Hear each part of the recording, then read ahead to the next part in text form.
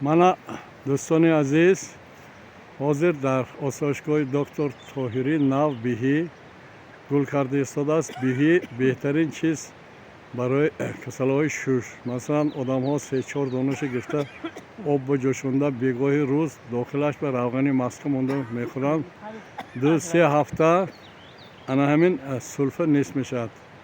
انا حاضر اینجا با همون مهمان ها از شهر سمرقند الهام گرفتن، الهامش آمد اینجا حاضر یک تا سرود خواندنی هستن. مرحبا. من این گلی شفا بخش یعنی بیهی گلش دیده یک شعر ایسم اومد برای محبت که گل دیده خوان میخونم. ای گل بدن پریر پشتاق رویتون هر دم جفای و جبرو آزارتون بجانم هرچند که نیستم هم لطف و هم لطافت مفتون شوم همانا گلزارتون بجانم از بحر قتل عاشق یک دم نگاهتان بس ای غنچه لب به معنا گفتارتان بجانم رفتارتان بجانم شکوفتان بجانم. از سلامت و سربلند باشید، 100 ساله شوید.